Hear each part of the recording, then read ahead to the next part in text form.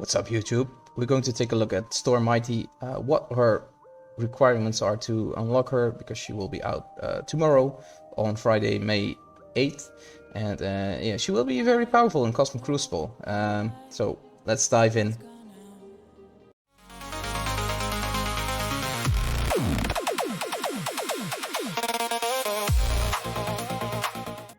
So when we look at the blog from last Friday, it tells us you can earn up to a yellow star, 6 yellow star storm in the first run. If you want a 7 star, it's up for sales.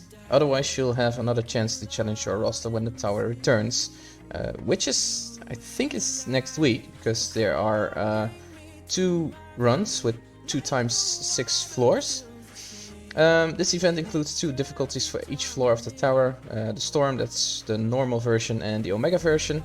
Commanders will have 2 ways to engage depending on the strength and depth of their roster. Omega is where you want to be, of course. Tower milestone rewards tower commendations, and each commendation will earn progress towards weekly command center objectives, as well as the Queen's Tempest milestone. The Queen's Tempest rewards, this is where the character shards are, and the red stars and diamonds. Not sure what we'll get here then. Tower milestones, tower commendations. So we have to score points here to earn shards here, I suppose. Mighty Tower Storm Omega helps you earn even more shards for those who can conquer the greater challenge. So if you're... Okay, so you want to clear both, I guess. There's points in both towers, it seems. So if you're looking to power up Storm Mighty quickly, dive into the tougher difficulty. One thing to note is that when Crucible round 1 starts, an hour after that the tower will start.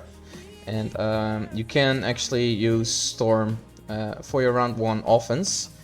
And yeah, I'm going to try that at least to see if she's good. If the exposed mechanic she has is yeah, very solid.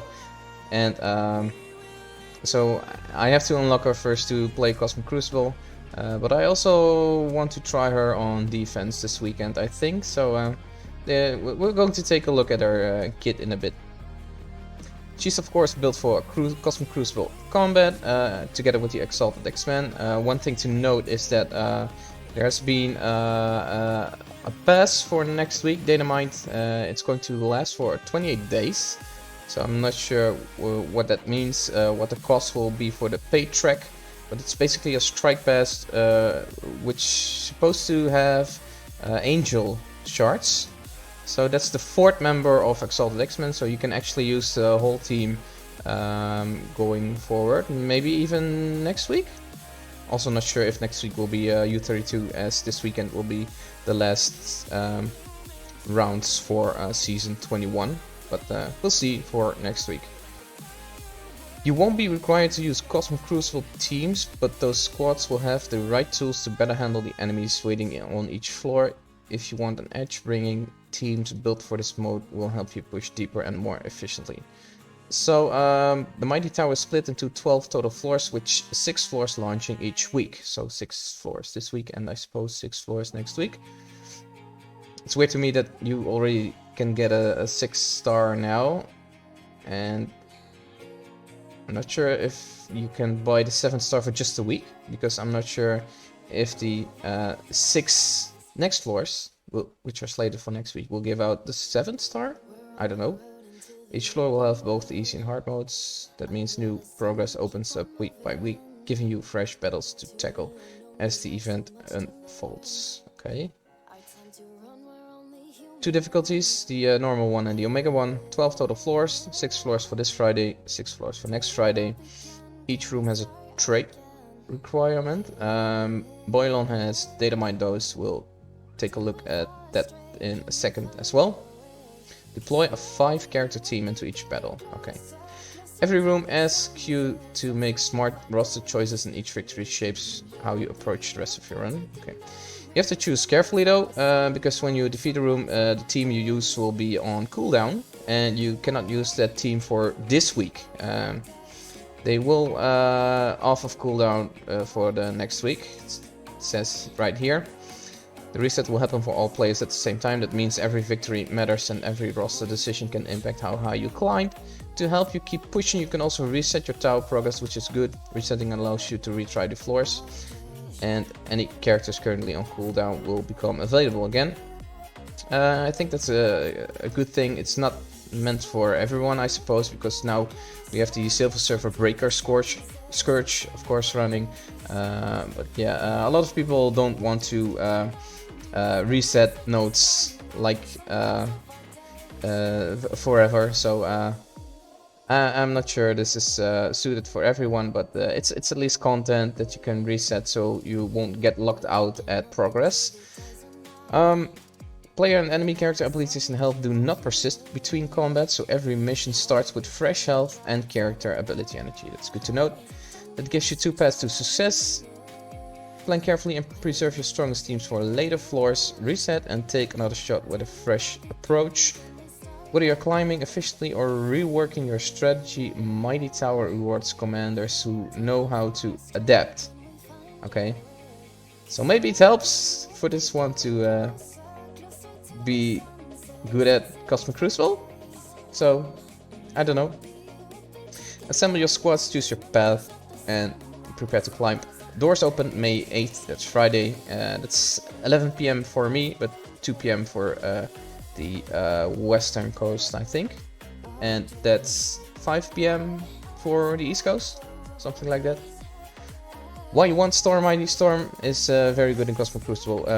We're going to take a look at their kit to see why she's actually that good in Cosmic Crucible. So, Storm Mighty, new character. We're going to take a look at just her kit, as she will be out first and will be useful this weekend in Cosmic Crucible. She's 133 speed and a hero global mutant blaster and a member of the Exalted X-Men. The basic is attack a primary target for 320 damage, apply 2 bleeds for 1 turn and heal block for 2 turns. It's a good basic, but since she has a good special and a good ultimate, I'm not sure you want to make her a striker. When forced to attack an Exalted X-Men ally, this character deals less damage. Yeah, that's basically a bit of a standard sentence in most kits right now. For the special, Icicle Crash, energy cost 5, reduce the duration of death proofs on 2 by primary and adjacent targets that have exposed. Attack primary and adjacent targets for 300 piercing, so this is 2 or 3 target hit. Reduce the duration of immunity on primary and adjacent targets by 2 and apply slow for 2 turns and heal block for 2 turns. This attack is unavoidable and ignores defense up. It's a good special, but I want to take a look at her ult because I think on defense she's starting with ult anyway, and on offense I think you want to start with the ult as well. Maybe this on special occasions, but 133 is very fast, of course, and this is an attack all enemies for 400 damage attack, so I think you want her as a Raider ISO. Yeah, just press her ultimate, apply expose to all enemies. We're going to take a look at what expose do in a sec here. Apply expose to all enemies, clear revive once from all enemies, so that's Black Cat out of the meta, perhaps, or Gore. Attack all enemies for 400% damage, reduce the duration of immunity by 2 and apply slow. So it's the same thing as a special, but this is on all enemies. In Crucible, if this character has 3 Exalted X-Men, apply a stun to 2 enemies with high speed, which is huge. But we don't have 3 Exalted X-Men yet. She gains 500% extra focus and very important, this one, because we have the Daring Warriors now. They block, they have a whole 100% block chance of 75% of the damage incoming, and this attack basically cannot be blocked, so it's this damage into Daring Warriors. Passive, so she applies expose. What the expose will do: whenever an enemy with expose is attacked, reduce the duration of immunity on the character by 2. This action gain 500% extra focus, but you already do that with the ult, so if they regain it, they will lose it rather quickly again whenever they are attacked again. So Immunity is out of the way once you have the enemy team on Exposed. You can of course apply Exposed with other tunes as well, like Super Scroll or Quasar, so maybe there's some synergy there. Enemies killed by this character cannot be revived. You already are stealing the revive once, but enemies killed by this character cannot be revived. Looking at you, Omega Red Phoenix Force. Attack that character for 250% piercing. On enemy turn, if the character has exposed, attack the character for 250% piercing. So it's not really a retaliation, but yeah, when an enemy takes turn with exposed, she will attack that character. Maybe that's where the... No, that's not the basic, right? No, that's just this one. This is not a basic, this is just 250% piercing. Huge. There's nothing about block though, because not because, but this is not going well into Daring Warriors, but that's all I believe for that interaction between her and Daring Warriors. In Crucible, reduce the duration of immunity on the character. That's what I just read. In Crucible, if this character has 3 Exalted X-Men and enemies cannot become empowered, which is purely for Mephisto, I guess, but it's also locked behind 3 Exalted X-Men allies. Also in Crucible, if this character has 3 Exalted X-Men allies, I think, until this character takes a turn, enemies cannot gain defense up. On spawn, apply Exposed to all controller enemies. So she does that already on spawn. Control enemies. We're going to take a look at the control enemies. This action gains plus 500% extra focus, lower damage and resistance by 50%, down to a minimum of 50% on enemies with Exposed, and this is huge. Lower damage and resistance by 50%. That's big. Especially the damage, 50%, because yeah, we're going to take a very important Cosmic Crucible character, which has the controller trait, so, or controller tag. Also lower armor by 100% on enemy with Exposed, so that Exposed mechanic is pretty huge. Let's take a look at controllers for a second here. So here are some controllers, and the most important ones are of course Damon, which is a controller. So he will have less than 50% damage. Also Null and Goblin, not that he is on meta defenses currently. He is sometimes. And also Phoenix. Night Thrasher will have his damage reduced, and Franklin. So pretty good controllers to block the damage from. There's also Shadow King, Gore, and here's 2 or 3 more important characters, which is Blue Marvel, Professor Xavier, and Warlock. I think she was, they mentioned in the blog she's stopping Professor X and Blue Marvel, and I believe that is because she can stun these characters. Let's check. She will apply Exposed to them. She will attack them, of course, no immunity, but I think she will slow them as well. Reduce the maybe it's just the damage part, which she stops with the. She's of course very good to Professor X and Blue Marvel, as they will get exposed immediately on spawn because of Storm there. Other than that, perhaps Shark, if he's on defense, Old Logan, but those are not tunes that you see on defense very often. But yeah, some huge controllers that she stops. So even as a plug-and-play character, she seems very, very powerful. Let's take a look at the notes and the requirements for the tower. So as you can see at the right, these are the Dynamite notes for the first 6 floors. As of right now, there's no preview in game. Maybe there is at reset, but I think we also didn't see a preview of the Scourge 24 hours before the Scourge actually dropped.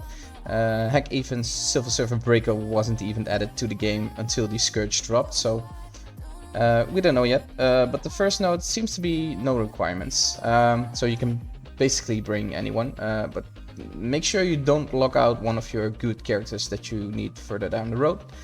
Node 2 seems to be a global node, and I figured the first whole team that I came up with for global were the Immortal X-Men, and there's one missing here, which is Cable, because Cable is cosmic, but you can bring a full Immortal X-Men team if you have Beast as well. My Beast is not upgraded.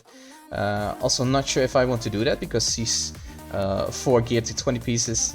We'll see how he does on Node 2, but yeah, these are the characters for Node 2. For Node 3, Hero Cosmic. These are basically your Starjammers. All Hero Cosmic, as you can see by the filtered roster. Even Nova, so you can pick your Starjammers here. Take 5 of them.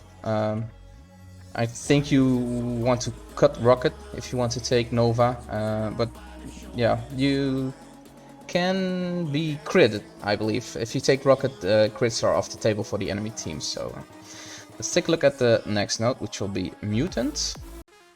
So for the Mutant tag, we have to look a bit broader than just New Mutants, because 4 of the 5 New Mutants are Mutant, which are Cannonball, Wolfsbane, Sunspot, and Magic, but I think maybe one of the best of the team, Warlock, is not a mutant, so you have to replace him.